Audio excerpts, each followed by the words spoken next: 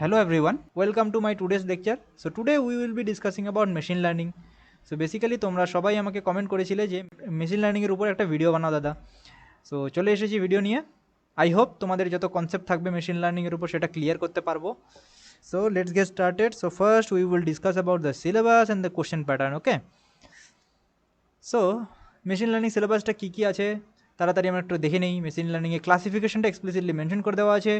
তারপর decision tree learning, artificial neural network, SVM. So basically decision tree learning আর SVM is a part of supervised learning technique, right?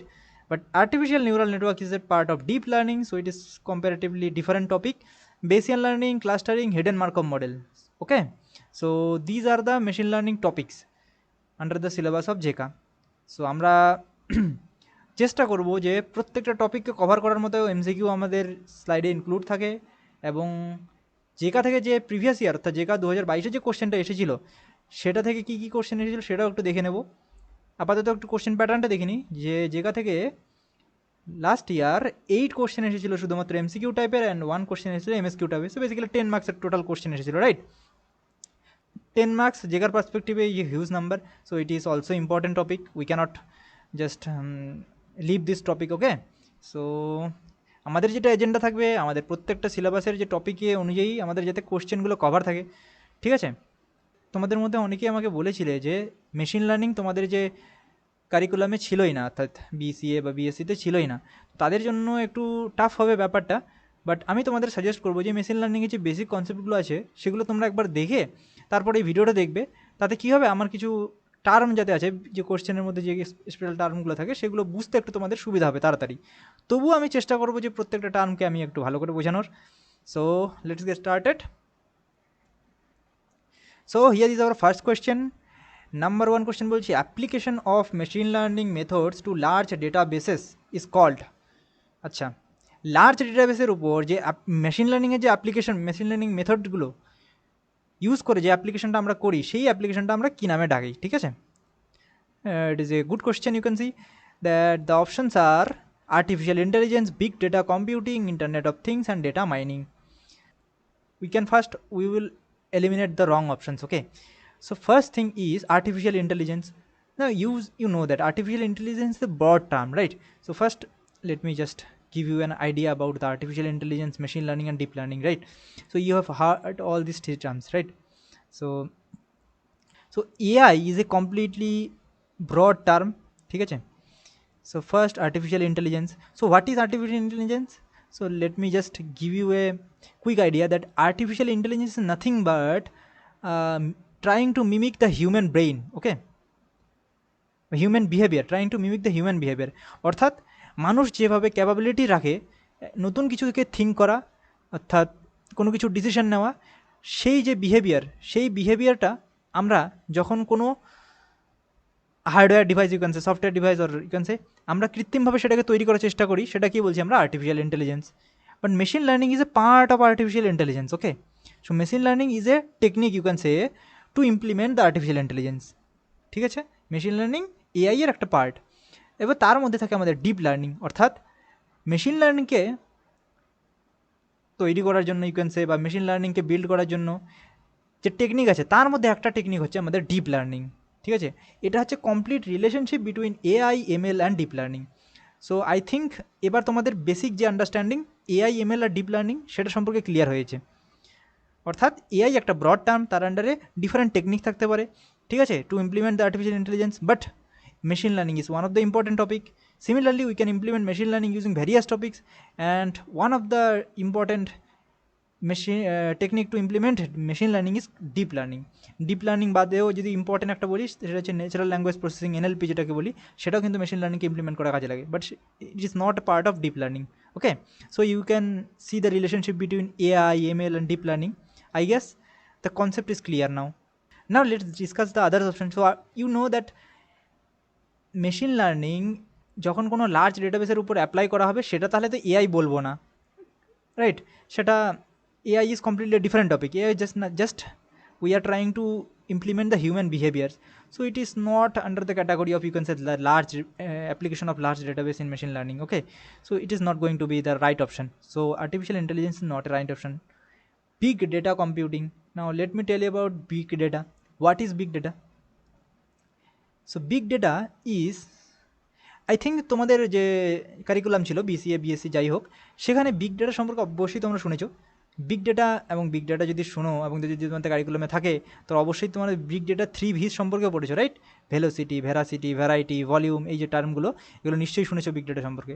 So basically large amount of ডেটাকে আমরা organise করব, manage করব, store করব, ঠিক আছে, সেটাকে ক্লিন করব, এই যে সমস্ত রকম কাজ যখন ডেটা সেটের উপর করি বা ডেটাবেসের উপর করি, সেই যে কাজগুলোকেই বলছি আমরা বিগ ডেটা কম্পিউটিং, ঠিক আছে? এটাকে বলছি আমরা big data computing. But you can see that big data is not related to machine learning or application of machine learning. Okay, so big data is also not going to be the true option for here. It is a completely different topic and Internet of Things. Next, IoT. So what is IoT? IoT is, you can say, Internet of Things, right? Internet of Things. What is Internet of Things? So any software or hardware device that are embedded with a technology so that we can communicate with the internet, basically. Okay, this is called Internet of Things. Let's give me an example. যেমন বর্তমানে আমাদের যে smart টিভিগুলো আছে, smart টিভির মধ্যে implement করা থাকে wifi, right? So basically IoT is devices that are connected to internet, you can say in simple words. So this is called IoT. Now this is not a direct application, but you can say not at all application of machine learning in the large databases. So basically option D is the only remaining option. So option D should be the right answer. So let me give you an just quick idea about what is data mining. ঠিক আছে, first of all data mining, তোমাদের ওয়ার্ডটা শুনে একটু idea হয়ে যাচ্ছে, ডেটাকে mine করা, right? You can sense, right, what is data mining, right? Obviously we must have a large amount of data, and we want to, when we want to clean, you can say, we can analyze, we can find some important information from that data. This is called analyzing the data. So these, all the functions of analyzing the data and exploring the data is called data mining. Okay, and it must be a large amount of data. Okay, so data mining যেটা বুঝতে পারছো, ডেটাকে mine করা অর্থাৎ analyse করা, এক huge amount of data আছে, সেই ডেটার উপর তোমরা বিভিন্ন রকম অপারেশন পারফর্ম করা, সেটাকে আমরা ইডিএ বলি, ঠিক আছে? পরে বুঝবে যে ইডিএ মানে হচ্ছে এক্সপ্লোরেটরি ডেটা অ্যানালাইসিস। এগুলো করে বিভিন্ন রকম ট্রুথফুল ইনফরমেশন বা you can say fruitful information আমরা সেখান থেকে বের করার চেষ্টা করি, ঠিক আছে? তো এটা হচ্ছে ডেটা মাইনিংয়ের একটা example. Data analysis is an example of, you can say, data mining. So obviously তাহলে রাইট অ্যাপ্লিকেশন কী হবে? Data mining. এবং এখানে মেশিন লার্নিংয়ের ইম্পর্টেন্স কী তোমরা জানো, যে ডেটা মাইনিং করার পর আমরা কোনো পার্টিকুলার, ঠিক আছে, ডেটা অ্যানালাইসিস করলাম, কোনো এক্সপ্লোরেটেড ডেটা অ্যানালাইসিস করার পরে কিছু ইনফরমেশন আমরা বের করলাম, বাট অনেক সময় কী হয়, আমরা আলটিমেটলি যখন কোনো বিজনেস পার্সপেক্টিভে ভাববো যে সেই ডেটা দিয়ে আমরা ফিউচারে সেই বিজনেসটাকে কীভাবে গ্রো করাতে পারবো, সেই বিজনেসের জন্য কীভাবে কাজে লাগাতে পারবো সেই ডেটাটা, এটা হচ্ছে আমাদের আলটিমেট উদ্দেশ্য। আর ঠিক সেই সময় মেশিন লার্নিং মডেলগুলোকে আমরা ইউজ করি সেই বিজনেসের কিছু প্রেডিকশন করার জন্য, কিছু ইম্পর্টেন্ট প্রেডিকশন করার জন্য, যাতে বিজনেসটা সে কীভাবে চলবে, কী করলে সেই বিজনেসটার জন্য ভালো হতে পারে, কী করলে খারাপ হতে পারে, সেই যে একটা এক্সপ্লোরেশন, সেটাই হচ্ছে ডেটা অ্যানালাইসিসের পার্ট। সো বেসিক্যালি সেই সময় মেশিন লার্নিং অ্যালগোরিদমকে আমরা ইমপ্লিমেন্ট করে সেই প্রেডিকশনগুলোকে আমরা করি, ঠিক আছে? So this is all about data mining. So you can see that AI, what is AI? AI is a just broader term of machine learning and deep learning, and big data is nothing but computing, analyzing, managing and storing the large amount of data. It is just you can say under the category of databases. Okay, it is not the exploring the data, but when it comes to exploring the data, we need to find some fruitful information from the data, we need to predict some business ideology. Okay, so then this term is called as data mining. So you can see the difference between big data and data mining. Okay, and IoT is a completely different thing. So it is all the devices that are connected to internet is called IoT, Internet of Things. So basically all the embedded devices that are connected to internet is called Internet of Things. Okay, I think I have given you so much information about AI, big data, Internet of Things and data mining. So next time if you encounter this term, I hope you will have a clear base about that. Here option D would be the right answer. Here you can see answer D is the right answer.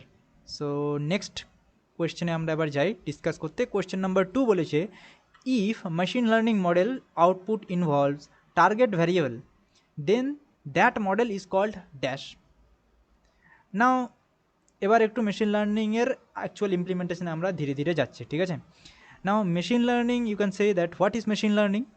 Machine learning is, you can say, we are giving the capability of a machine to predict something in simple words, okay.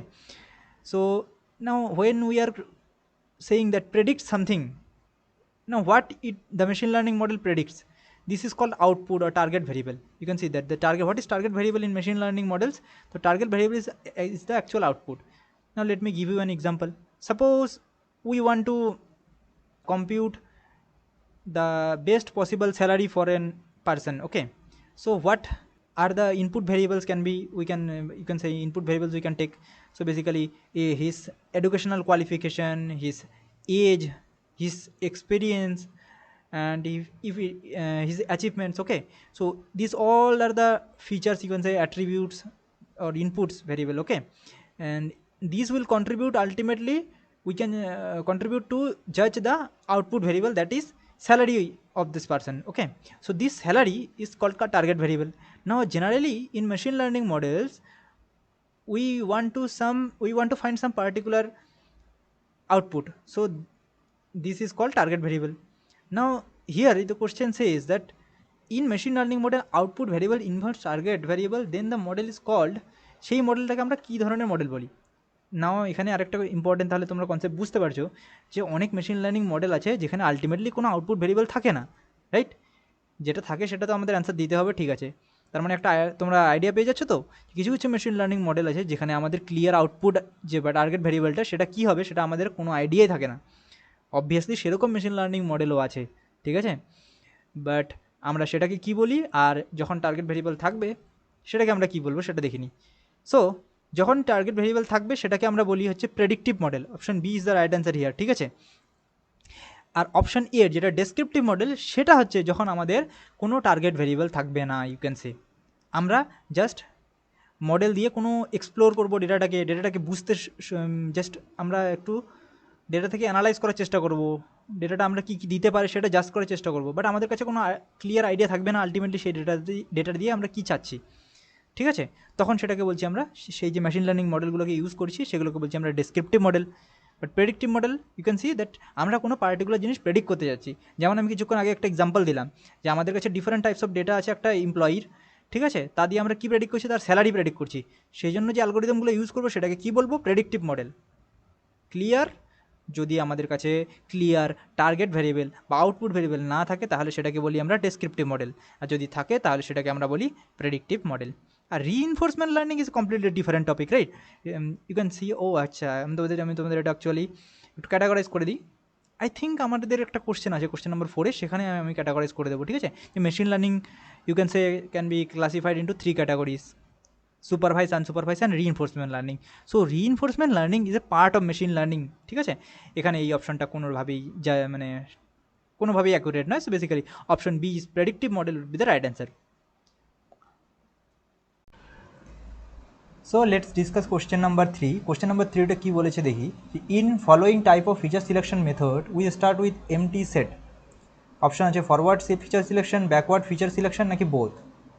Basically এই কোশ্চেনটা answer দেওয়ার জন্য তোমাকে জানতে হবে what is feature selection method. আমি যদি একটা কুইক আইডিয়া দিই ফিচার সিলেকশন মেথড কী জিনিস, তো সেটা যদি আমি একটা এক্সাম্পলের থ্রুতে বোঝাই, সেটা হচ্ছে আমরা যখন কোনো মেশিন লার্নিং অ্যালগোরিদমের অ্যাপ্লাই করি, একটা এক্সাম্পল দিচ্ছি, যেমন হচ্ছে বেঙ্গালুরু এরিয়ার আমাদের কিছু হাউস প্রাইস প্রেডিক্ট করতে হবে, ঠিক আছে। তো আউটপুট হবে প্রাইস, আউটপুট যেটা হবে সেটা হচ্ছে আমাকে ওই পার্টিকুলার হাউসের প্রাইস কী হবে সেটাকে বলছি আমরা আউটপুট। এবার ইনপুট বা ফিচার সেট, সেটাই বলি আমরা ফিচার সেট, ঠিক আছে। ইনপুটগুলোকে বলছি ফিচার সেট। তো আমাকে বলো, যদি একটা পার্টিকুলার এরিয়ার মধ্যে একটা হাউসের প্রাইস প্রেডিক্ট করতে হয়, ইনপুট বা ফিচার সেট কী কী হতে পারে? সাইজ হতে পারে, রাইট, লোকেশন হতে পারে, তারপরে availability of needs like hospital, police station, এই সমস্ত কিছু হতে পারে। সো এই যে প্রত্যেকটা জিনিস দেখতে পাচ্ছ বা ফিচার সেট দেখতে পাচ্ছ, অ্যাট্রিবিউট দেখতে পাচ্ছ, এগুলোকে প্রত্যেকটাকেই বলছি আমরা ফিচার্স, ঠিক আছে। আর আউটপুটকে আমরা টার্গেট ভেরিয়েবলও বলি। সো কোনো একটা মেশিন লার্নিং অ্যালগোরিদমকে যখন আমরা এই ইনপুট সেট বা ফিচার সেটের উপর অ্যাপ্লাই করে টার্গেট ভ্যারিয়েবল বা আউটপুটকে বের করতে চাই, তো আমাদের কাছে খুবই ইম্পর্টেন্ট হয়ে যায় যে এই যে ফিচারগুলো আমরা সিলেক্ট করছি বা ইনপুট ভ্যারিয়েবলগুলো সিলেক্ট করছি সেগুলো ঠিকঠাকভাবে সিলেক্ট করতে পারছি কি না, রাইট? মানে আমাদের ফিচারের উপর নির্ভর করেই তো আউটপুটটা অ্যাকচুয়ালি ক্যালকুলেট হবে। তো এই ফিচার সেট সিলেকশনটাকে বলি আমরা ফিচার সিলেকশন। তো ফিচার সিলেকশনের জন্য ডিফারেন্ট মেথডকে আমরা অ্যাপ্লাই করি, ঠিক আছে? আমি সেই মেথডগুলো একটা স্লাইডে তোমাদের দেখাচ্ছি। Here you can see that feature selection technique supervise machine learning অ্যালগোরিদমের ক্ষেত্রে আমরা filtered, embedded and wrapper method use করতে পারি। এবার ফিচার সিলেকশন এর মধ্যে এই ফিল্টারের মধ্যে আবার হচ্ছে বিভিন্ন ধরনের আছে, তোমরা এগুলো প্রত্যেকটা নাম তোমাদের মাথায় রাখবে, ঠিক আছে? এটা এক্সামের জন্য খুবই ইম্পর্টেন্ট। তা এবার আমাদের যেখানে অপশনগুলো দেওয়া আছে সেখানে দেওয়া আছে ফরওয়ার্ড আর ব্যাকওয়ার্ড, তো ওটা র্যাপার মেথডের আন্ডারে থাকবে, ঠিক আছে? ফরওয়ার্ড অ্যান্ড ব্যাকওয়ার্ড আমাদের এবার বলতে হবে সেটার মধ্যে কোনটা হয়, ঠিক আছে? যে অপশন দেখতে পাচ্ছ যেটা হচ্ছে ফরওয়ার্ড ফিচার সিলেকশন। অর্থাৎ ফরওয়ার্ড ফিচার সিলেকশন কীভাবে হয় আমি একটু জাস্ট এক্সাম্পল দিয়ে বুঝিয়ে দিচ্ছি যে এই যে ফিচার সেটগুলো আছে যেমন দেখতে পাচ্ছি size, location, availability of needs, so basically এই সমস্ত যে ফিচার সেট আছে এগুলোকে আমরা প্রথমে একটা একটা করে স্টার্ট করবো, ঠিক আছে? একটা এমটি সেট থেকে স্টার্ট করব, একটা এমটি ফিচার সেট তুলব, তারপর সেই মডেলের পারফরমেন্সটা জাজ করব, ঠিক আছে? তারপর সেই ফিচার বা সেই সেটের মধ্যে এক এক করে ডিফারেন্ট অ্যাট্রিবিউটগুলো সেখানে অ্যাড করতে থাকবো। Basically size, first size add করব, দেন লোকেশন অ্যাড করব, দেন অল আদার যে ফিচারগুলো আছে এগুলো আমরা অ্যাড করতে থাকবো এবং মডেলের পারফরমেন্সটা আমরা ক্যালকুলেট করতে থাকবো বা ইভালুয়েট করতে থাকবো। তো এই ধরনের ইভালুয়েশনের পর আমরা বুঝতে পারবো যে হচ্ছে কোন ফিচারটা আমাদের জন্য ইম্পর্টেন্ট, কোনটা নয়, কোনটা এফেক্ট করছে আমাদের আউটপুটে বা টার্গেট ভ্যারিয়েবলের ক্ষেত্রে, কোনগুলো করছে না। যেগুলো করছে না সেগুলো আমরা তাহলে অ্যাজ এ ইনপুট ভ্যারিয়েবল বা you can say feature set হিসেবে আমরা কনসিডারে নেব না। তো এটাই হচ্ছে খুবই important forward feature selection method. আরেকটা মেথড যে ফিচার সিলেকশনের মধ্যে কোন ফিচারটা নেব কোনটা নেব না সেটার ক্ষেত্রে আমরা ব্যাকওয়ার্ড ইউজ করি। তো ব্যাকওয়ার্ডের ক্ষেত্রে বুঝতেই পারছো, ফরওয়ার্ডের ক্ষেত্রে প্রথমে একটা এমটি সেট থেকে শুরু করে সেখানে এক এক করে অ্যাড করি ফিচারগুলো, বাট ব্যাকওয়ার্ডের ক্ষেত্রে ঠিক তার উল্টো। সেক্ষেত্রে আমরা কী করি, প্রথমে কমপ্লিট ডেটা সেটটাকে মানে যতগুলো ফিচার সেট পসিবল হয় সেই প্রত্যেকটা ফিচার সেটকে আমরা হচ্ছে কনসিডারে নেব এবং তার পারফরমেন্সটাকে অ্যালগোরিদমের পারফরমেন্সটাকে চেক করব। এবার এক এক করে সেখান থেকে রিমুভ করব, ঠিক আছে? রিমুভ করব প্রত্যেকটা অ্যাট্রিবিউটকে ধীরে ধীরে রিমুভ করব যতক্ষণ পর্যন্ত না একটা আমাদের এমটি সেট চলে আসছে। তো এরকম করে যখন আমরা প্রত্যেকটা অ্যাট্রিবিউটকে ক্যালকুলেট করবো যে কোন অ্যাট্রিবিউটের জন্য মডেলের পারফরমেন্স ড্রাস্টিক্যালি চেঞ্জ হচ্ছে, সেই সমস্ত অ্যাট্রিবিউটগুলোকে আমরা কনসিডারে নেব, আর যেগুলো চেঞ্জ করছে না সেগুলো আমরা নেব না। তো এই সমস্ত বিষয় মাথায় রেখে আমরা যখন এই ফিচারগুলোকে সিলেক্ট করি তখন সেটাকে আমরা বলছি ব্যাকওয়ার্ড। আর এটার ক্ষেত্রে তাহলে বুঝতে পারছো তো, এমটি যদি সেট থেকে স্টার্ট করে এক এক করে যখন ফিচারগুলো অ্যাড করে করে আমরা পারফরমেন্সটা জাজ করি সেটাকে বলছি ফরওয়ার্ড ফিচার সিলেকশন। ব্যাকওয়ার্ডের ক্ষেত্রে ঠিক তার উল্টো। আই হোপ ক্লিয়ার, ঠিক আছে? আচ্ছা, সো তোমাদের কাছে আমার একটাই রিকোয়েস্ট, প্লিজ সবাই ভিডিওটিকে লাইক করবে, ঠিক আছে? So let's go to the next question number 4 is the problem of finding hidden structure in unlabelled data set is called. So basically unlabel data set আছে, আনলেবেল ডেটা সেটের মধ্যে কিছু hidden structure বা প্যাটার্নকে recognise করার জন্য আমরা কোন ধরনের মেশিন লার্নিং অ্যালগোরিদম ইউজ করি, সুপারভাইজ, আনসুপারভাইজ না রিইনফোর্সমেন্ট? আই হোপ এটার অ্যান্সার তোমরা সবাই পারবে, একদম বেসিক কোশ্চেন, রাইট? তো তোমরা জানো যদি আমরা লেভেল ডেটা সেট ইউজ করি তখন সেটাকে আমরা বলছি সুপারভাইজ লার্নিং, আর যদি আনলেবেল ডেটা সেট থাকে সেটাকে আমরা বলি আনসুপারভাইজ লার্নিং। আর রিইনফোর্সমেন্ট লার্নিং একটু কমপ্লিটলি ডিফারেন্ট, ওটার ক্ষেত্রে বেসিক্যালি আমরা হিট অ্যান্ড ট্রায়াল বা you can say action reward method perform করে করে আমরা চেক করি যে হচ্ছে কোন পার্টিকুলার অ্যাকশন আমরা পারফর্ম করলে মডেলের পারফরমেন্সটা বা ইউ ক্যান সে আমরা আউটপুট বা টার্গেট ভ্যারিয়েবলের কাছে পৌঁছতে পারছি সেটা নির্ভর করে আমরা রিইনফোর্সমেন্ট লার্নিংটাকে ইউজ করি। সো বেসিক্যালি যেহেতু এখানে বলে দিয়েছে যে আনলেবেল ডেটা সেট, তো আনলেবেল ডেটা সেটের মধ্যে হিডেন প্যাটার্ন বা স্ট্রাকচারকে রিকগনাইজ করতে আমরা কোন ধরনের অ্যালগোরিদম ইউজ করি, সেটা হচ্ছে unsupervised learning algorithm, right? So option B would be the right answer.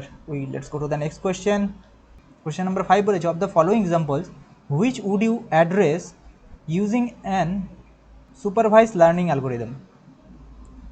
So basically আমাকে এখানে 4টা সিনারিও দেওয়া আছে বা অ্যাপ্লিকেশান দেওয়া আছে, ঠিক আছে, যেটার মধ্যে আমাকে algorithm machine learning algorithm use করতে হবে। তো সেটার ক্ষেত্রে কোন পার্টিকুলার এই এক্সাম্পলের মধ্যে কোন পার্টিকুলার জায়গায় আমরা সুপারভাইজড লার্নিং অ্যালগোরিদমকে ইউজ করব। তো এক এক করে প্রত্যেকটা অপশন আমরা চেক করি, ঠিক আছে?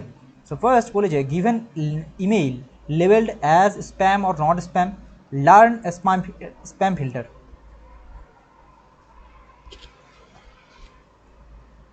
সো বেসিক্যালি এই অপশানে বলেছে যে আমাকে কিছু ইমেলস দেওয়া আছে এবং সেটাকে ক্লাসিফাই করা আছে অলরেডি, ঠিক আছে, স্প্যাম অ্যান্ড নট স্প্যাম। তো basically learn and spam filter মানে হচ্ছে আমরা একটা স্প্যাম ফিল্টার তৈরি করছি। তো সেই রকম জিনিসকে লার্ন করার ক্ষেত্রে আমরা অবশ্যই সুপারভাইজ মেশিন লার্নিং অ্যালগরিদমকে ইউজ করবো, রাইট? কারণ আমি এখানে লেভেল ডেটা সেট ইউজ হয়েছে, কারণ বলে দিয়েছি যে স্প্যাম আর নট স্প্যাম আমাদের কাছে দেওয়াই আছে। সো সিন্স লেভেল, so option A would be the right answer.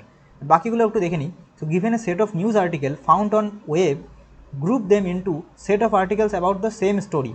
So basically গ্রুপিংয়ের কনসেপ্ট মানে প্যাটার্ন রিকগনিশনের কনসেপ্ট। তো এটা কী হবে? এটা আনসুপারভাইজ লার্নিং, কারণ এখানে লেভেল ডেটা সেট নেই, তো এটা হবে unsupervise learning. Simple topic. Next হচ্ছে given a database of customer data automatically discover market segments and group customers into different market segments. তো বেসিক্যালি এখানে প্যাটার্ন রিকগনিশন ইউজ করছি, রাইট? তো এটা হবে আনসুপারভাইজ মেশিন লার্নিং অ্যালগরিদম, কোনো আমাদের level data set যেখানে নেই। নাও find the patterns in market basket analysis. Obviously এটা আনসুপারভাইজ লার্নিং, এবং আনসুপারভাইজের মধ্যে এটা কোনটা পার্টিকুলারলি? এটা হচ্ছে association, right? So option A হবে এটার ক্ষেত্রে রাইট অ্যান্সার, যেহেতু বলেছে সুপারভাইজ মেশিন লার্নিং অ্যালগরিদমে আমাকে এক্সাম্পল দিতে হবে। সো অপশন এ হবে রাইট অ্যান্সার। নেক্সট কোশ্চেনে যাই আমরা।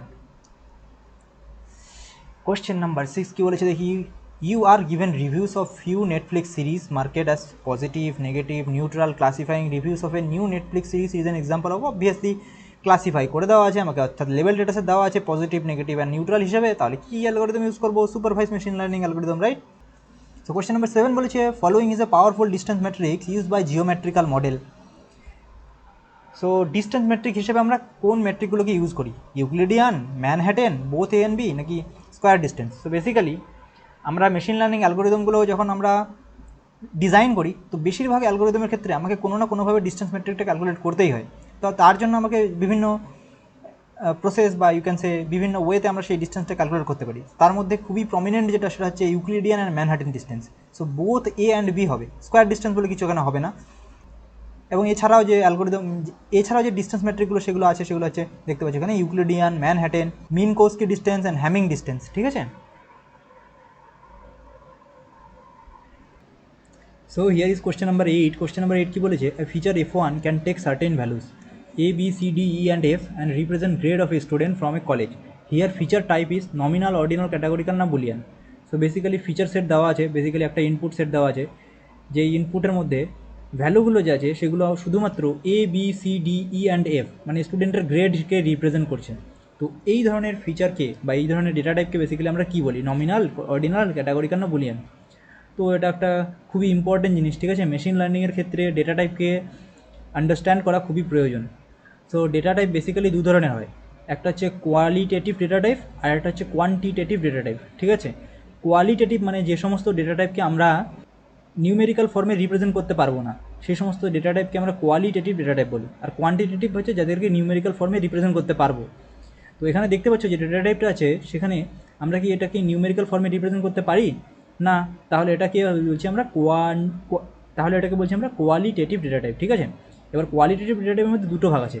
আই গেস আমার কাছে একটা স্লাইড আছে, যেটা কোয়ালিটেটিভ বললাম যে types of data two types there, qualitative and quantitative data. Qualitative data যেটা কিনা কোয়ালিটি নির্দেশ করে বা যেটাকে কোনো নিউমেরিক্যাল ফর্মে রিপ্রেজেন্ট করতে পারবো না, সেটা দুই টাইপের হয়, একটা হচ্ছে নমিনাল, একটা হচ্ছে অর্ডিনাল। এবার নমিনাল ডেটা টাইপ কাকে বলি? তো নমিনাল যে ওয়ার্ডটা এসেছে সেটা হচ্ছে নোমেন থেকে এসেছে, ঠিক আছে? সো বেসিক্যালি নেমকে সাজেস্ট করে হচ্ছে নমিনাল, মানে যে সমস্ত ডেটা টাইপ বা ইউ ক্যান সে ভ্যালু শুধুমাত্র একটা পার্টিকুলার নেমকে সাজেস্ট করে বা রিপ্রেজেন্ট করে, সেটাকে নমিনাল ডেটা টাইপ বলি। আমি যদি তোমার এক্সাম্পল দিচ্ছি যে what is your name, what is your country name, তো এই সমস্ত যে ভ্যালুগুলো থাকবে, এই সমস্ত ভ্যালুগুলোকে স্টোর করার জন্য যে আমরা ফিচার সেটটা ইউজ করব, তো সেই ফিচার সেটটাকে সেই সমস্ত ডেটা টাইপকে আমরা বলি হচ্ছে নমিনাল ডেটা টাইপ, ঠিক আছে? বাট অর্ডিনাল ডেটা টাইপের ক্ষেত্রে আমরা বলি যখন অবভিয়াসলি এটা একটা কোয়ালিটেটিভ ডেটা, বেসিক্যালি এটাও নিউমেরিক্যাল ফর্মে রিপ্রেজেন্ট করতে পারবো না, কিন্তু এখানে যে নেমগুলো থাকবে সেগুলোর একটা অর্ডার থাকবে। যেমন কিনা স্টুডেন্টের গ্রেড, যেটা দেখতে পাচ্ছ যেটা আমাদের কোশ্চেনে আছে গ্রেড, কারণ হচ্ছে আমরা এ গ্রেড, বি গ্রেড, তারপরে সি গ্রেড আসবে, ডি গ্রেড আসবে। So basically we can represent the grades of a student in a particular order. তো বেসিক্যালি যে সমস্ত কোয়ালিটেটিভ ডেটা টাইপকে আমরা একটা পার্টিকুলার অর্ডারে রিপ্রেজেন্ট করতে পারবো, তখন সেটাকে আমরা বলি অর্ডিনাল ডেটা টাইপ, ঠিক আছে? তারপর এবার হচ্ছে কোয়ান্টিটেটিভ যেটা, সেটাকে বলছি আমরা যে সমস্ত ডেটা টাইপকে আমরা নিউমেরিক্যাল ফর্মে রিপ্রেজেন্ট করতে পারবো, ঠিক আছে? নিউমেরিক্যাল ফর্মে যদি রিপ্রেজেন্ট করতে পারি তার মধ্যে দুটো টাইপের হতে পারে, একটা হচ্ছে ডিসক্রিট ডেটা টাইপ আর একটা হচ্ছে কন্টিনিউয়াস। তো ডিসক্রিট কোনটাকে বলছি, যে ধরনের ডেটা টাইপের ভ্যালু থাকে ইন্টিজার বা হোল নাম্বার, ঠিক আছে, মানে যেটার ফিক্স ভ্যালু, ডিসক্রিট মানে সেপারেট। সো সেই সমস্ত ডেটা টাইপকে বলি আমরা হচ্ছে ডিসক্রিট ডেটা টাইপ। একটা যদি এক্সাম্পল দিই, তো যে তোমাদের ক্লাসে কতজন স্টুডেন্ট আছে, ঠিক আছে, সেটা একটা ফিক্স ভ্যালু থাকবে লাইক 32, 35। সো বেসিক্যালি এই ধরনের ডেটা টাইপকে আমরা বলি discrete data type. But continuous data টাইপের ক্ষেত্রে সে সমস্ত ডেটা টাইপ বাদে সে সমস্ত ডেটা ভ্যালুগুলোকে বলবো যাকে আমরা রিপ্রেজেন্ট করতে সাধারণত ফ্লোটিং পয়েন্ট নাম্বারকে ইউজ করি। যেমন একটা এক্সাম্পল দিচ্ছি, height of a person, so there will like 5.3 inches. তো যে সমস্ত ডেটা টাইপকে রিপ্রেজেন্ট করতে একটা কন্টিনিউয়াস ভ্যালু থাকতে পারে, বা ইউ ক্যান সে যে সমস্ত ডেটা টাইপের একটা কন্টিনিউটি থাকে, সেই সমস্ত ভ্যালুকে রিপ্রেজেন্ট করতে আমরা continuous data type. So let's go to the next question. Question number 9 বলেছে, which of the following best describes the curse of dimensionality in machine learning. ঠিক আছে, সো কার্স অফ ডাইমেনশনালিটি এটা machine লার্নিংয়ের একটা অ্যালগোরিদমগুলোর বেশিরভাগ অ্যালগোরিদম এই জিনিসটাকে সাফার করে। তো এটা কী জিনিস সেটা আমাদের জানতে হবে, ঠিক আছে। এটা আমি বলে দিচ্ছি, কার্স অফ ডাইমেনশনালিটি হচ্ছে সেই কনসেপ্ট হচ্ছে এরকম যে আমরা যত ফিচার সেট বাড়াবো, ঠিক আছে, যত ফিচার সেট বাড়াবো বা যত ডাইমেনশন বেড়ে যাবে সেটাকে বলছি আমরা ডাইমেনশন, ঠিক আছে। কোনো একটা পার্টিকুলার ডেটা সেটের ডাইমেনশন বলি। ফিচার সেট যতগুলো থাকবে, নাম্বার অফ ফিচার সেটকে ডাইমেনশন বলা হয়। তো এই নাম্বার অফ ফিচার সেট আমরা যত বাড়াবো, তাহলে তুমি একটু ভেবে দেখো যে আমাদের যে মেশিন লার্নিং অ্যালগোরিদমগুলো যে ক্যালকুলেশনস বা কমপ্লেক্সিটি সেটা বেড়েই যাবে, রাইট। কারণ যত ফিচার অ্যাড হবে তত মেশিন লার্নিংকে এক্সট্রা ক্যালকুলেশন করতে হবে। এটা কি বলছি আমরা, কার্স অফ ডাইমেনশনালিটি। আমাদের একটা আইডিয়াল সিচুয়েশন থাকা উচিত যে হচ্ছে একটা পার্টিকুলার অ্যাপ্লিকেশনের ক্ষেত্রে একটা নাম্বার অফ ফিচার সেট একটা ফিক্স থাকবে, যাতে সেই ফিচার সেটটা খুব একটা লার্জ নাম্বারের না হয়, ঠিক আছে। তাহলে এবার অপশনগুলো চেক করে নিই কী আছে দেখি। The phenomenon where a data set becomes too large to fit in memory, so এটা হবে না। The increase in computational complexity as the number of features ও dimension in the data set grows, তো যেটা আমি বললাম, অর্থাৎ অপশন বি হবে রাইট অ্যান্সার, ঠিক আছে। আমরা যত ইনক্রিজ করব নাম্বার অফ ফিচার্সে, সেটাকেই বলছি আমরা ডাইমেনশনালিটি ইনক্রিজ। যত ডাইমেনশন বেড়ে যাবে, প্রত্যেকটা মেশিন লার্নিং অ্যালগোরিদমের যে কমপ্লেক্সিটি বা ক্যালকুলেশনের কম্পিউটেশনাল কমপ্লেক্সিটি সেটা বাড়তে থাকবে। তো এটাকেই বলছি আমরা কার্স অফ ডাইমেনশনালিটি, ঠিক আছে। অপশন বি হবে রাইট অ্যান্সার। নেক্সট কোশ্চেনে আমরা যাই এবার। সো এবার কোশ্চেন নাম্বার 10। কোশ্চেন নাম্বার 10 কী বলেছে, what does K stand for in K mean algorithm. So K means algorithm তোমরা জানো এটা একটা কী অ্যালগোরিদম, এটা হচ্ছে ক্লাস্টারিং অ্যালগোরিদম। সো ক্লাস্টারিংয়ের কার একটা type, clustering basically unsupervise machine learning অ্যালগোরিদমের একটা টাইপ। সো কে মিনস যে অ্যালগোরিদম আছে, সেই কে মিনসের মধ্যে কে কী রিপ্রেজেন্ট করে, number of cluster, number of data points, নাকি নাম্বার অফ অ্যাট্রিবিউটস, নাকি নাম্বার অফ ইটারেশনস। সো এটা তোমরা মাথায় রাখবে, কে হচ্ছে রিপ্রেজেন্ট করে নাম্বার অফ ক্লাস্টার্সকে, ঠিক আছে, নাম্বার অফ ক্লাস্টার্স। এবার এখানে একটা ইম্পর্টেন্ট জিনিস, কিছু ইম্পর্টেন্ট ফ্যাক্ট আমি বলে দিচ্ছি, ঠিক আছে। আমরা যে ডেটা সেটটা দেই, ঠিক আছে, সেই ডেটা সেটের মধ্যে কটা ক্লাস্টার তৈরি হবে সেটা মেশিন লার্নিং অ্যালগোরিদম অর্থাৎ কে মিনস অ্যালগোরিদমটা নিজে থেকে সেটা করবে না, সেটা আমাদের ইউজার দেবে, ঠিক আছে। এই যে কে এর ভ্যালুটা সেটা কে দেবে, সেটা ইউজার ম্যানুয়ালি পুট করে, ঠিক আছে।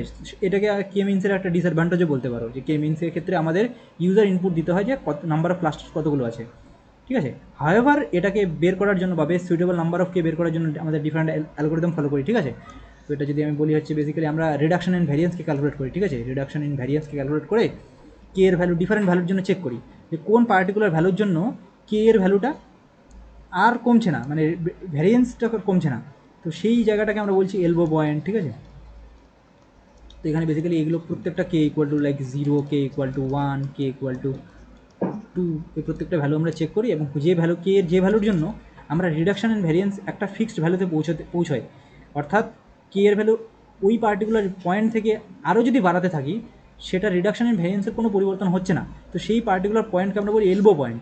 তো সেই পার্টিকুলার পয়েন্টটা খুঁজে আমরা বের করি, বা বেস্ট সুইটেবল কে এর ভ্যালুটা আমরা বের করি, ঠিক আছে। এটা একটা জাস্ট ফ্যাক্ট আমি তোমাদের বলে দিলাম। সো অপশান এ হবে এটা রাইট অ্যান্সার। নেক্সট কোয়েশ্চেনে আমরা যাই এবার। কোয়েশ্চেন নাম্বার 11টা বলেছে যে which of the following can only be used when training data linearly separable.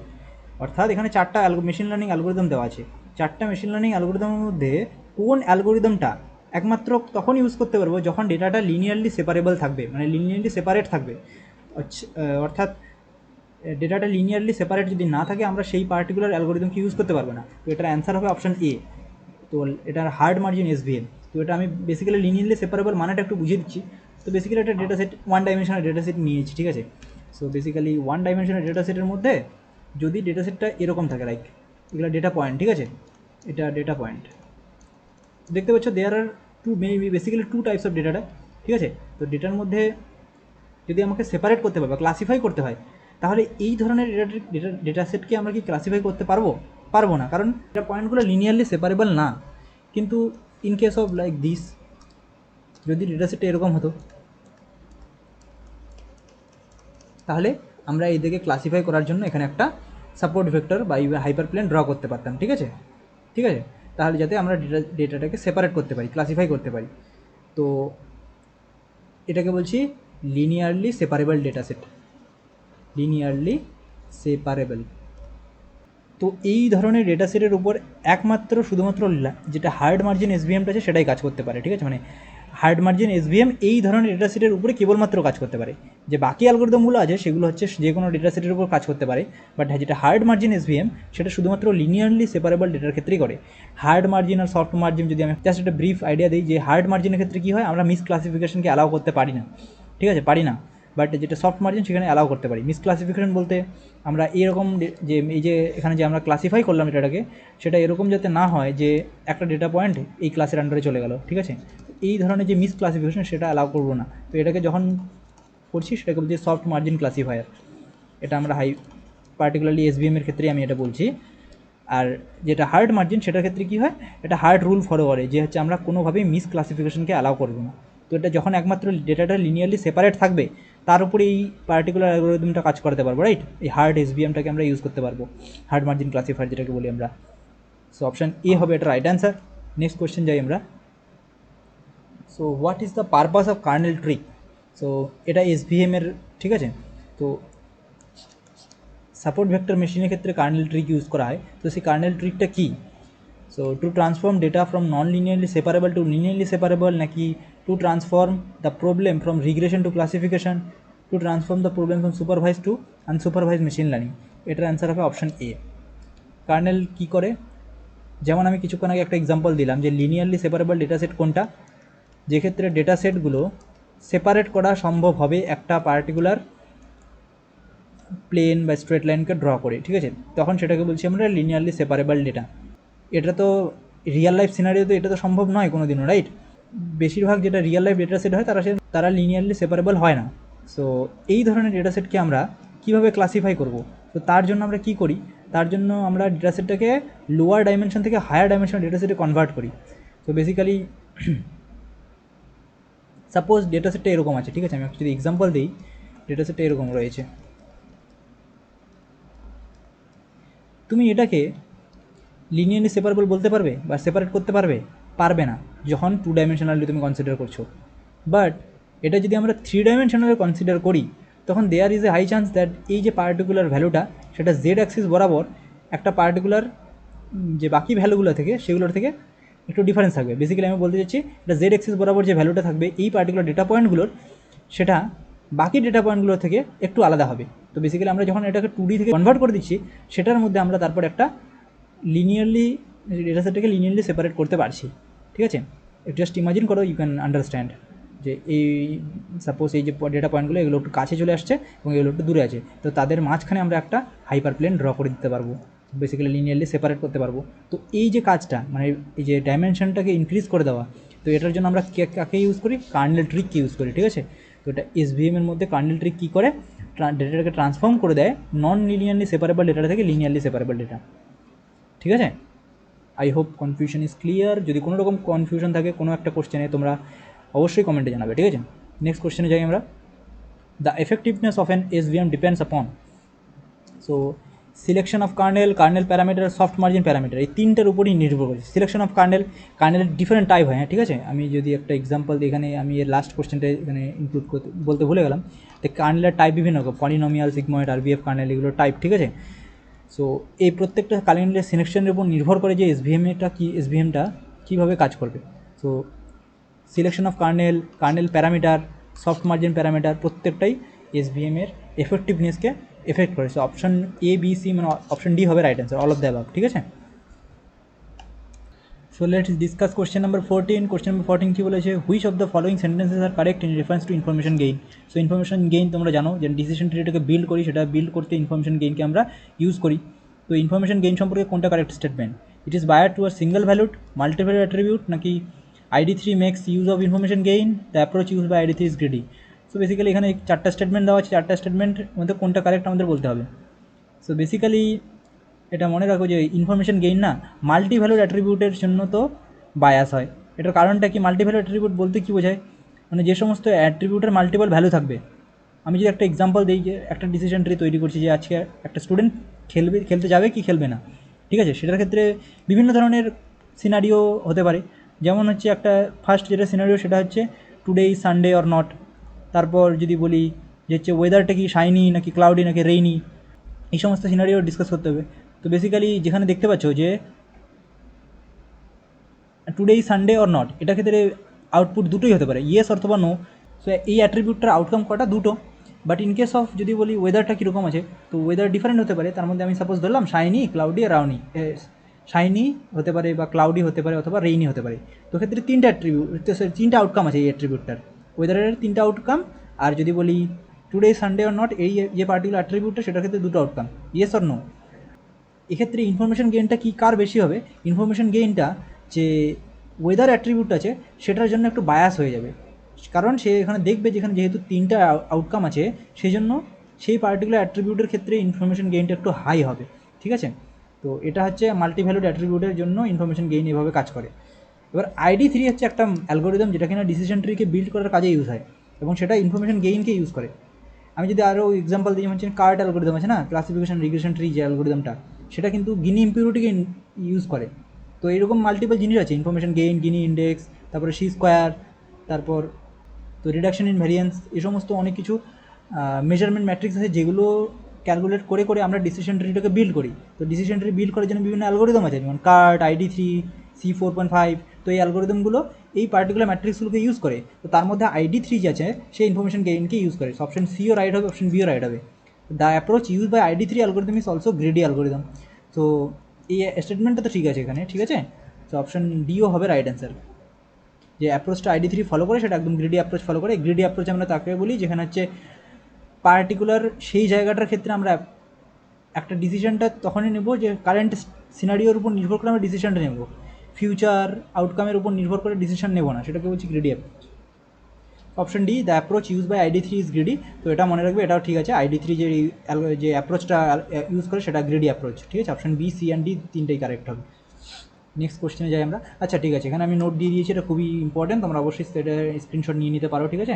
তো ডিফারেন্ট ডিসিশন ট্রি তৈরি করার যে অ্যালগোরিদমগুলোর নাম বললাম সেগুলো এখানে আছে এবং তারা কে কী ইউজ করে সেটাও আমি এখানে উল্লেখ করি। যেমন ID3 ইউজ করে ইনফরমেশন গেইন, C4.5 ইউজ করে হচ্ছে সেম ইনফরমেশন গেইনকে ইউজ করে, ঠিক আছে এটাও। আর কার্ড যেটা আছে, কার্ড গিনি ইম্পিউরিটিকে ইউজ করে। তারপরে CHAID যেটা হচ্ছে C স্কোয়ার ভ্যালুকে ইউজ করে। তো এই স্লাইডটা খুবই ইম্পর্টেন্ট তোমাদের জন্য, ঠিক আছে। নেক্সট কোশ্চেনে আমরা যাই ততক্ষণে। So what is the approach of basic algorithm for decision tree induction? তো বেসিক্যালি ডিসিশন ট্রি অ্যালগোরিদম যখন আমরা তৈরি করি সেটা কোন ধরনের অ্যাপ্রোচকে তৈরি করে আমরা তৈরি করি, গ্রিডি, টপ ডাউন, প্রসিডিউরাল না স্টেপ বাই স্টেপ। সো এটা মনে রাখবে, এটা গ্রিডি অ্যাপ্রোচকে ফলো করি। আর গ্রিডি অ্যাপ্রোচ আমরা কাকে বলি? গ্রিডি অ্যাপ্রোচ হচ্ছে সেই সমস্ত অ্যাপ্রোচকে বলি যেটার ক্ষেত্রে আমরা ডিসিশনটা প্রত্যেকটা স্টেপে আমরা বেস্ট ডিসিশনটা নিই without considering the future consequences of the decision. মানে সেই ডিসিশনটার ফিউচার কনসিকুয়েন্স কী হতে পারে সেটা আমরা যখন কনসিডার করি না, সেই ধরনের অ্যাপ্রোচকে আমরা বলি গ্রিডি অ্যাপ্রোচ। তো ডিসিশন ট্রি যখন তৈরি করি, তো পার্টিকুলার অ্যাট্রিবিউটগুলোকে যখন আমরা ডিভাইড করি, সেই অ্যাট্রিবিউটগুলোকে আমরা হচ্ছে ফিউচারে কী আসবে অ্যাকচুয়ালি আমরা আউটকামটা পাবো কি না সেটার উপর নির্ভর করে না, ঠিক আছে। তো বেসিক্যালি সেই জন্য এটাকে বলি আমরা গ্রিডি অ্যাপ্রোচ ফলো করি ডিসিশন ট্রি যখন তৈরি হয়। কোয়েশ্চেন নাম্বার 6 কী দেওয়া আছে, যে একটা কনফিউশন ম্যাট্রিক্স দেওয়া রয়েছে, সেখানে আমাদের প্রিসিশন অ্যান্ড রিকলকে ক্যালকুলেট করতে হবে। So confusion matrix basically classification অ্যালগোরিদমকে ইভালুয়েট করার কাজে ইউজ হয়। তো কনফিউশন ম্যাট্রিক্স কীভাবে কাজ করে, তো ফার্স্ট একটা এক্সাম্পল আমি যদি বলি যে কনফিউশন ম্যাট্রিক্সের ক্লাসিফিকেশন একটা অ্যালগোরিদম যেটা কিনা basically yes or no outcome দেবে, ঠিক আছে। তো এরকম তো নয় যে মেশিন লার্নিং অ্যালগোরিদমগুলো 100% অ্যাকুরেট হয়, তো অ্যাকুরেট নাও হতে পারে, কিছু কিছু মিসক্লাসিফাই করে দিতে পারবে, মিসক্লাসিফাই করবে। তো সেটাকে আমরা বেসিক্যালি ক্যালকুলেট করবো যে কতটা অ্যালগোরিদম মিসক্লাসিফাই করলো বা কতটা অ্যাকুরেট হলো, ঠিক আছে। সো সাপোজ অ্যাকচুয়াল আমরা যে বরাবর আমরা অ্যাকচুয়াল ভ্যালুটা আমরা পুট করবো আর প্রেডিকশনটা আমরা হচ্ছে কলাম বরাবর পুট করবো। অর্থাৎ যদি মেশিন লার্নিং অ্যালগোরিদম যেটা প্রেডিক্ট করবে সেটা যদি অ্যাকচুয়ালি প্রেডিক্ট হয় এবং দুটোই যদি নো হয়, মানে সাপোজ দুটোই নো প্রেডিক্ট করলো, ঠিক আছে, মানে অ্যাকচুয়ালি নো ছিল এবং প্রেডিক্ট করলো নো, তাহলে সেটাকে বলছি আমরা ট্রু নেগেটিভ। আর যদি অ্যাকচুয়াল নো হয় বাট প্রেডিক্ট করে দিল সেটা ট্রু, প্রেডিক্ট করে দিল ইয়েস, তো সেটাকে বলছি আমরা ফলস। এবং যেহেতু সেই প্রেডিক্ট করেছি ইয়েস, সেটাকে হচ্ছে সেই জন্য যেটা পজিটিভ, ঠিক আছে, তো সেই জন্য এটাকে বলছি ফলস পজিটিভ, মানে ফলস করেছে এবং সেটাকে পজিটিভ বলে দিয়েছে। অ্যাকচুয়ালি সেটা ছিল নেগেটিভ, সেটাকে সে পজিটিভ করে দিয়েছে, সেই জন্য একটা ফলস হবে অ্যান্ড পজিটিভ হবে। তাছাড়া আরেকটা সিনারিও যেটা হচ্ছে অ্যাকচুয়ালি আউটকামটা ইয়েস হওয়া উচিত, বা সেটা প্রেডিক্ট করে দিল ফলস, সেটাকে বলছি ফলস নেগেটিভ। অ্যান্ড আরেকটা সিনারিও যেটা হচ্ছে অ্যাকচুয়ালি ট্রু অ্যান্ড প্রেডিক্টেডও ট্রু করছে, সেই জন্য এটাকে বলছি ট্রু পজিটিভ। তো একটা পার্টিকুলার মেশিন লার্নিং অ্যালগোরিদমের ক্ষেত্রে, ক্লাসিফিকেশন অ্যালগোরিদমের ক্ষেত্রে এই চারটা ভ্যালুই হতে পারে, ঠিক আছে। এই চারটা ভ্যালুর কতগুলো সে ট্রু পজিটিভ হলো, কতগুলো ফলস পজিটিভ হলো, ট্রু নেগেটিভ, ফলস নেগেটিভ, এই চারটা ভ্যালুর থ্রুতে আমরা প্রিসিশন অ্যান্ড রিকলকে ক্যালকুলেট করি। সো প্রিসিশন অ্যান্ড রিকলকে ক্যালকুলেট করার জন্য যে ফর্মুলাকে ইউজ করে সেটা আমি এখানে দিয়ে দিয়েছি, দেখতে পাচ্ছি তোমরা, যে প্রিসিশনের জন্য ট্রু পজিটিভকে ডিভাইড করবো true positive plus false positive দিয়ে, আর রিকলকে ট্রু পজিটিভের ভ্যালুটা দিয়ে true positive plus false negative যদি বের করি তাহলে সেটা হচ্ছে রিকল। এভাবে আমরা এটা ক্যালকুলেট করতে পারবো, এটা ইজিলি তোমরা পারবে, রাইট। তো এটার ট্রু পজিটিভ রাইট হচ্ছে ট্রু পজিটিভের value 109 divided by true positive plus false negative, so basically 109 plus false positive, so basically 22। তো এটা হবে কি, এটা হবে প্রিসিশন অ্যান্ড রিকল ভ্যালু, এরকম আমরা ক্যালকুলেট করতে পারবো। সেটা তোমার কাজ থাকলো, এটা তোমরা অবশ্যই করবে, আমাকে কমেন্টে জানিয়ে দেবে, ঠিক আছে। নেক্সট কোশ্চেনে যাই। To map data to higher dimensional space we use the concept of dash in SVM. Actually এই কোশ্চেনটা আমাদের এর আগেও হয়ে গেছে, বাট শুধু এটা একটু ডিফারেন্ট ওয়েতে লেখা আছে। So basically to map data in higher dimensional space we use the concept of SVM. এসভিএমের কোন কনসেপ্টটি ইউজ করি, অবশ্যই এটা পারবে আই গেস, কার্নেল, রাইট। আমি বললাম যে লিনিয়ারলি সেপারেবল ডেটা যদি না থাকে সেটাকে সেপারেট করার জন্য আমরা কার্নেল ট্রিককে ইউজ করি, রাইট। সো বেসিক্যালি ওটা কার্নেল ট্রিক কী করে, একটা লোয়ার ডাইমেনশনাল ডেটা সেটকে হায়ার ডাইমেনশনাল ডেটা সেটে নিয়ে যায়। তো এটা অবভিয়াসলি অপশন সি হবে right answer. Next question, what do we call the probabilities of a hidden states to observable states. তো তোমরা জানো যে হিডেন মার্কভ মডেল দু ধরনের স্টেট থাকে, একটা হচ্ছে hidden states and then observable states, ঠিক আছে। তো বলছে সেই সমস্ত প্রবাবিলিটিগুলো যেগুলো কিনা হিডেন স্টেট থেকে অবজারভেবল স্টেটে যায়, সেই প্রবাবিলিটিসগুলোকে আমরা কি বলি, সেটা ট্রানজিশনাল প্রবাবিলিটি নাকি এমিশন প্রবাবিলিটি নাকি ফিউচার প্রবাবিলিটি, ঠিক আছে। তো বেসিক্যালি এটা মনে রাখবে, সেটা হচ্ছে, এটা হবে অ্যান্সার হবে অপশন বি, অর্থাৎ এমিশন প্রবাবিলিটি। ট্রানজিশন প্রবাবিলিটি হবে না, ফিউচার প্রবাবিলিটি হবে না, নান অফ দ্য তো হবেই না। সো এমিশন প্রবাবিলিটি কী আর ট্রানজিশন প্রবাবিলিটি কী আমি একটা এক্সাম্পলে বুঝিয়ে দিচ্ছি তোমাদের, ঠিক আছে। তো এটা একটা হিডেন মার্কভ মডেলের এক্সাম্পল। তো এই যে এটা দেখতে পাচ্ছ, ঠিক আছে, এই যে গ্রিন কালারের যে অ্যারোগুলো আছে এগুলো প্রত্যেকটাই ট্রানজিশনাল প্রবাবিলিটিকে রিপ্রেজেন্ট করছে। কেন? কারণ এরা হিডেন স্টেটে যাওয়ার যে প্রবাবিলিটিটা আছে সেটাকে নির্দেশ করছে। আর এটাকে বলছি আমরা অবজারভেবল স্টেট, ঠিক আছে, এটা অবজারভেবল স্টেট।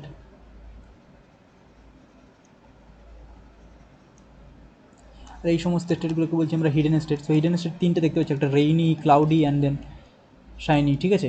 আর অবজারভেবল স্টেট আমাদের মুডটা এবার নির্ভর করছে ওয়েদারের উপর। তো এটা হ্যাপি মুড না আনহ্যাপি মুড সেটা নির্ভর করছে, সেটা হচ্ছে দুটো স্টেট। সেটাকে বলছি আমরা অবজারভেবল স্টেট অ্যান্ড এগুলোকে বলছি আমরা হিডেন স্টেট। কোয়েশ্চেনটা বলেছে যে হিডেন স্টেট থেকে শুরু করে অবজারভেবল স্টেটে যে প্রবাবিলিটিগুলো থাকে সেই প্রবাবিলিটিগুলোকে কী বলি, সেগুলোকে বলছি আমরা এমিশন প্রবাবিলিটি, ঠিক আছে, এমিশন প্রবাবিলিটি। হিডেন স্টেটগুলো নিজেদের মধ্যে যে প্রবাবিলিটি থাকে সেটাকে বলছি আমরা ট্রানজিশনাল প্রবাবিলিটি, ঠিক আছে, এগুলোকে বলছি আমরা transitional probability.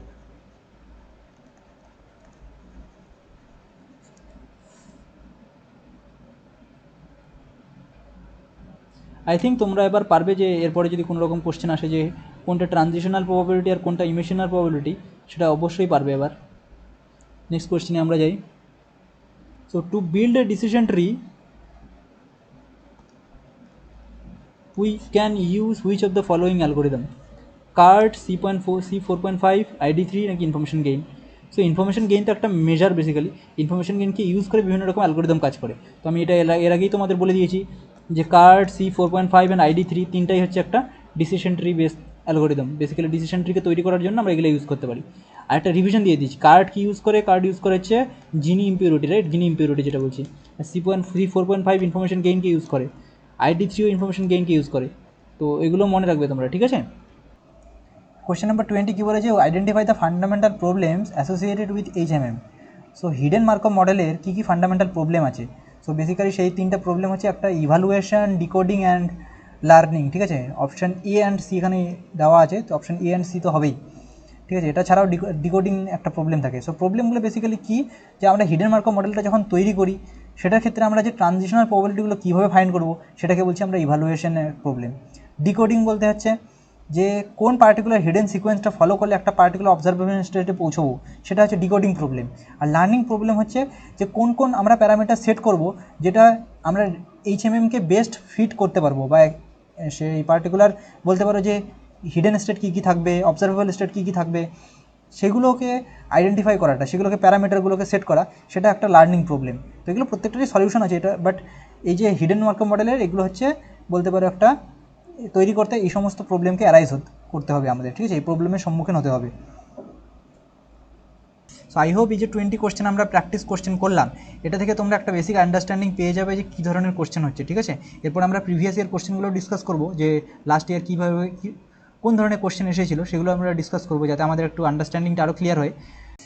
So first previous year কোশ্চেনটা বলেছে markup property supports only current state নাকি প্রিভিয়াস স্টেট, ঠিক আছে। সো মার্কআপ প্রপার্টি তোমরা জানো যে মার্কআপ প্রপার্টি হচ্ছে হিডেন মার্কআপ মডেলের একটা বেস, ঠিক আছে। তো তোমরা যে হিডেন স্টেটগুলো আমি লাস্ট মার্কআপ মডেলে দেখিয়েছিলাম, ঠিক আছে, ডিফারেন্ট হিডেন স্টেট। সো এই হিডেন স্টেটের মধ্যে যে ট্রানজিশনগুলো হয় না, সেই ট্রানজিশনগুলো বা ট্রানজিশনাল প্রবাবিলিটিটা সেটা নির্ভর করে যে কারেন্ট সেই স্টেটটার উপর। অর্থাৎ সাপোজ আমরা, so basically what will be the probability of happening hidden state 2 is only defined by hidden state 1, ঠিক আছে।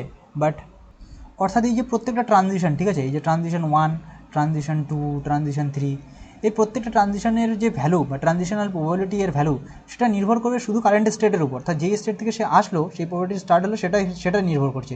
অর্থাৎ ট্রানজিশন 2 শুধুমাত্র নির্ভর করে হিডেন স্টেট 2 এর উপর, এর কোনো প্রিভিয়াস স্টেট বা নেক্সট ফিউচার স্টেটের উপর নির্ভর করছে না। অর্থাৎ এটাই হচ্ছে মার্কআপ চেইনের একটা প্রপার্টি, যে শুধুমাত্র কারেন্ট স্টেটের উপর নির্ভর করে আমরা নেক্সট স্টেটে যাওয়ার প্রবাবিলিটিটা ফাইন্ড করি। তো এটা হচ্ছে অপশন এ হবে right answer, markup property support only current state, ঠিক আছে। So in machine learning dash is considered as the generalize formula for distance measurement. তো আমি বলেছিলাম যে ডিস্টেন্স মেজার করার জন্য আমরা ডিফারেন্ট ওয়ে ফাইন্ড করি, রাইট। আমি লাস্ট এক্সাম্পল দিয়েছিলাম যে ইউক্লিডিয়ান, ম্যানহাটেন ডিস্টেন্স, তারপর মিনকিওস্কি ডিস্টেন্স, এগুলো প্রত্যেকটাই ডিস্টেন্স ম্যাট্রিক্সের এক্সাম্পল। সো মেশিন লার্নিংয়ের অ্যালগোরিদমগুলোর মধ্যে যে ডিফারেন্ট আমাদের ডিস্টেন্স ক্যালকুলেট করতে হয়, ডিস্টেন্স ক্যালকুলেট করার জন্য যে ব্রড ক্লাসিফিকেশনটা বলতে পারো সেটা হচ্ছে ডিস্টেন্স ম্যাট্রিক, ঠিক আছে, ইউজ করি আমরা। তো ডিস্টেন্স ম্যাট্রিকের মধ্যে আমরা বিভিন্ন ধরনের ডিস্টেন্স ম্যাট্রিক হতে পারে, সেটা হচ্ছে ইউক্লিডিয়ান ডিস্টেন্স ম্যাট্রিক, ম্যানহাটেন হতে পারে, মিনকিওস্কি হতে পারে। তো প্রত্যেকটা আলাদা আলাদা ডিস্টেন্স ম্যাট্রিক। এবার অপশন বিটা যদি দেখো ক্লাসিফিকেশন আলাদা জিনিস, ক্লাস্টারিং আলাদা জিনিস। মিনকিওস্কি ম্যাট্রিক যেটা হচ্ছে ডিস্টেন্স ম্যাট্রিক্সের একটা পার্ট, সুতরাং এখানে অপশন এটা একদম বেস্ট সুটেবল হবে অ্যান্সার, ঠিক আছে। কোয়েশ্চেন নাম্বার 3 বলেছে in machine learning Viterbi path is used in. So Viterbi path এটা অ্যাকচুয়ালি অ্যান্সার হবে option B, dynamic programming algorithm for classification. আমি যদি একটা এক্সাম্পল দিই, যে হিডেন মার্কআপ মডেলের ক্ষেত্রে আমরা কী করি, অবজারভেবল স্টেট থাকে, রাইট, ট্রানজিশনাল প্রবাবিলিটি থাকে অ্যান্ড এমিশনাল প্রবাবিলিটি থাকে। বেসিক্যালি ওগুলোকে আমরা একটা অ্যাডজেন্সেন্সি ম্যাট্রিক্স দিয়ে আমরা ক্যালকুলেট করি, ঠিক আছে। সেই ক্যালকুলেশনের সময় আমাদের আলটিমেট উদ্দেশ্য থাকে কি, যে কোন পার্টিকুলার হিডেন স্টেটের যে সিকোয়েন্সটা কী হলে একটা পার্টিকুলার অবজারভেবল আউটপুট আমরা পাবো। তো সেই ধরনের ক্যালকুলেশন করার জন্য আমরা হিডেন মার্কআপ মডেলকে ইউজ করি। তো এই হিডেন মার্কআপ মডেলের সেই ক্যালকুলেশনের জন্য এই ট্রানজিশনাল আর এমিশনাল প্রবাবিলিটি যে তৈরি হয়, ম্যাট্রিক্সকে তৈরি হয়, সেটা বেসিক্যালি এই dynamic programming Viterbi path use করেই যে অ্যালগোরিদমটা আছে সেটা ইউজ করে কোন পার্টিকুলার হিডেন সিকোয়েন্সের জন্য একটা অবজারভেবল স্টেট আমাদের তৈরি হবে। তো এই ক্যালকুলেশনের জন্য বিভিন্ন রকম ট্রানজিশনাল প্রবাবিলিটি আর এমিশন প্রবাবিলিটির সাহায্য নেওয়া হয়। তো এটাকে এই অ্যালগোরিদমগুলো ডিজাইনড হয় ভিটার বি পাথ অ্যালগোরিদমের থ্রুতে, ঠিক আছে। তো এটা একটা ডায়নামিক অ্যাপ্রোচ যেটা কিনা ক্লাসিফিকেশনের জন্য আমাদের ইউজ করি। So let's go to the next question. Question number 3 বলেছে in machine learning cart is a dash. So কার্টের ফুল ফর্মটা অ্যাকচুয়ালি বলতে হবে। কার্ট হচ্ছে classification and regression tree base algorithm. I think তোমরা সবাই পেরেছিলে এটা। মেশিন লার্নিংয়ের রেসপেক্টিভে আরও কিছু যদি আমাদের ফুল ফর্ম জানতে হয় সেগুলো আমি এখানে ইনক্লুড করে দিয়েছি, ঠিক আছে। সেগুলো সবগুলোই মনে রাখবে, খুবই ইম্পর্টেন্ট তোমাদের জন্য, ঠিক আছে, এক্সামের জন্য। নেক্সট কোয়েশ্চেন আমরা যাই। কোয়েশ্চেন নাম্বার 5 বলেছে in machine learning perceptron can be considered as artificial neuron, right. So artificial neural নেটওয়ার্কে গোটা কনসেপ্টটাই নেওয়া হয়েছে আমাদের হিউম্যান নার্ভাস সিস্টেম থেকে। তো সেই নার্ভাস সিস্টেমের সাথে যখন আমরা তুলনা করি আর্টিফিশিয়াল নিউরাল নেটওয়ার্কে, তো আমরা সেটাকে নিউরনকে যেটা আমরা বলি সেটাকে আর্টিফিশিয়াল নিউরাল নেটওয়ার্কের টার্মে সেটাকে আমরা বলি পারসেপ্ট্রন, ঠিক আছে। সে অপশন বি হবে এটা right answer. In hierarchical clustering CF tree মানে basically clustering feature tree is a dash tree stores the clustering features. So এটা মনে রাখবে যে ক্লাস্টারিং ফিচার ট্রিটা যেটা হয় সেটা হাইট ব্যালেন্স ট্রি হয়, ঠিক আছে। অপশন সি হবে এটা right answer. Next question, loss function states dash in Bayesian theory.